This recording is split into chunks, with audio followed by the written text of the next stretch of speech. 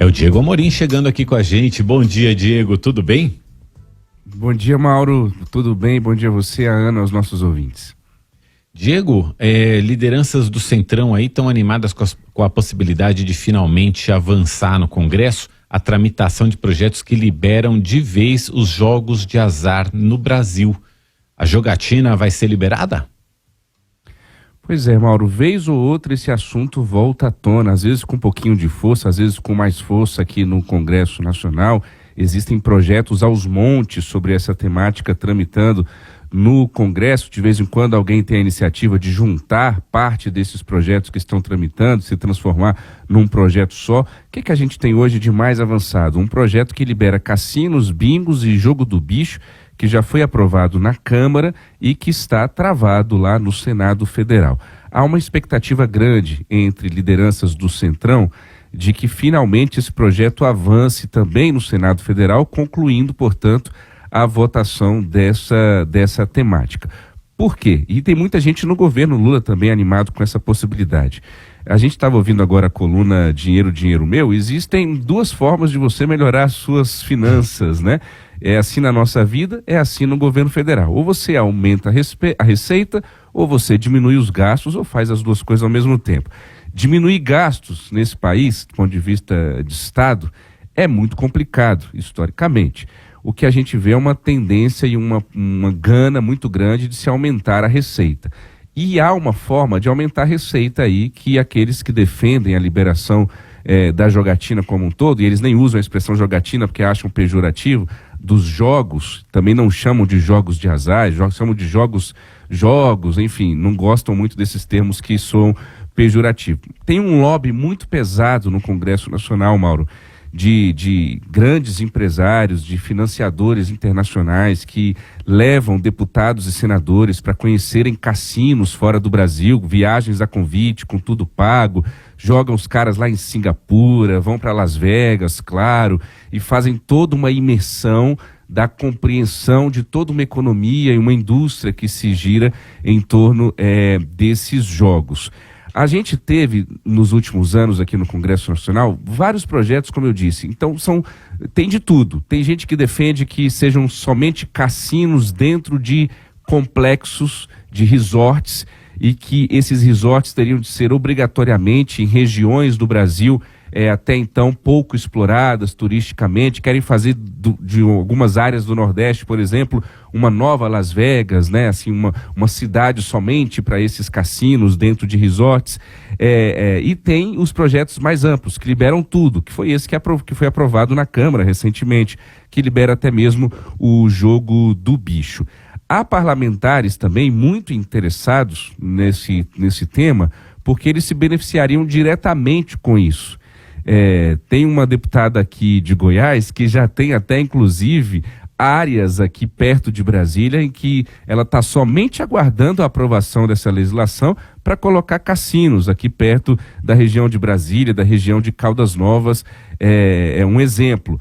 No governo Bolsonaro, muita gente tentou convencer o presidente Bolsonaro, na época, a aprovar isso porque eles queriam transformar aquela Costa Verde do Rio de Janeiro também numa área muito glamurosa de resorts com esses cassinos. O Flávio Bolsonaro, filho do ex-presidente, senador da República pelo Rio de Janeiro, inclusive chegou a viajar para Las Vegas com tudo pago pelo Senado Federal, ainda ali no primeiro ano do governo do pai dele, e se encontrou com o Sheldon Adelson, que inclusive viria a morrer na pandemia. Ele que era o bilionário dos cassinos de Las Vegas, foi um grande financiador da campanha de Donald Trump. Só que aí, no governo Bolsonaro, Mauro, olha que interessante, houve um racha interno sobre essa temática, porque o Bolsonaro, na campanha, havia dito que os jogos de azar iam destruir a família brasileira, iam servir de lavagem de dinheiro, os vícios em torno dos jogos e tudo mais, e aí havia uma resistência muito grande, inclusive da ministra Damares Alves, que hoje é senadora aqui pelo Distrito Federal. Mas mesmo assim, o então ministro do Turismo, Marcelo Álvaro Antônio, chegou a apresentar um projeto que colocava ali a digital do governo Bolsonaro para se avançar com isso. As lideranças do Centrão à época se animaram um bocado, chegaram a almoçar com o presidente Bolsonaro no Palácio do Planalto. Eu cito aqui alguns nomes: Elmar Nascimento, o Ciro Nogueira é um grande protagonista dessa pauta lá no Senado Federal, o Paulinho da Força, presidente do Partido Solidariedade, também tem muito interesse no avançar dessa temática, mas houve uma resistência, sobretudo no parlamento, da bancada evangélica. Um ou outro da bancada evangélica concorda com o avanço dessa temática. A maioria abomina a questão de liberar os jogos no Brasil.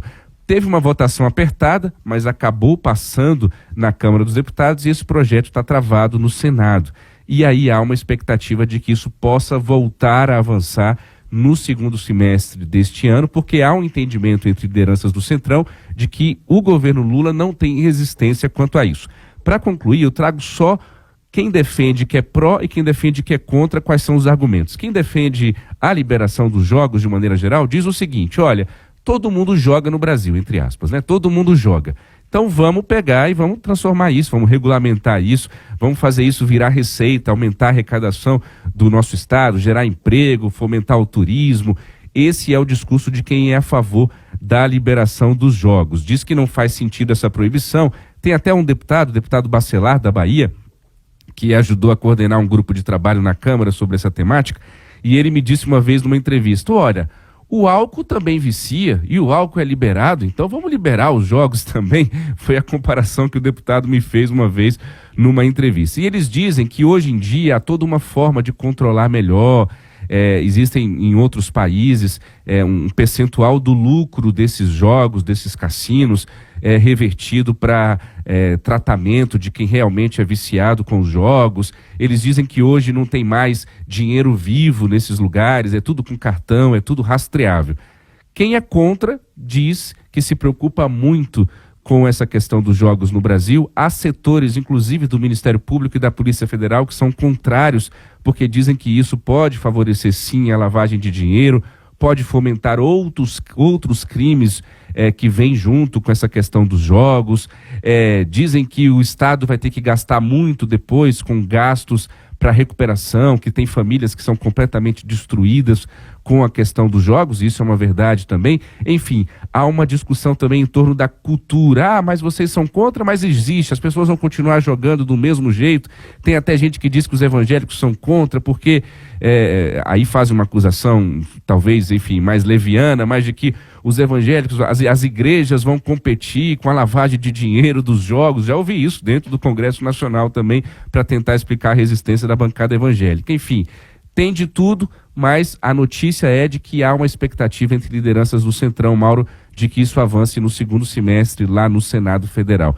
Eu recomendo ao nosso ouvinte da Nova Brasil FM uma série muito legal sobre essa temática que tem na Netflix, que chama Ozark. Eu já maratonei e ela é muito, muito boa para entender um pouquinho o que gira em torno, muitas vezes, dos cassinos. Mauro. Ozark, O-Z-A-R-C. Z-A-R-K. O-Z-A-R-K. Ozark, a série. Ozark.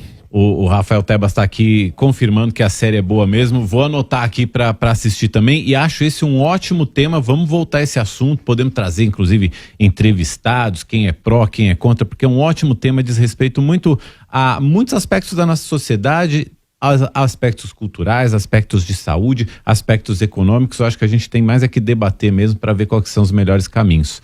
Obrigado por hoje, Combinado, Diego. Mauro. Podemos trazer um parlamentar a favor e um outro contra e fazer tipo um debatezinho aqui ao vivo. Vamos fazer isso. Vamos fazer isso sim. E me cobra que eu vou contar um dia uma história de uma cidade no sul de Minas que chama Lambari, que tem um cassino lindo na beira do lago. Me cobra que eu vou contar essa história depois. Maravilha, um abraço, Diego, boa semana. Obrigado, Mauro. Valeu. Fico mistério aqui. Vou fazer um mistério sobre essa história. Lambari, valeu, Diego. Vou cobrar. Lambari. Obrigadão, valeu, obrigado.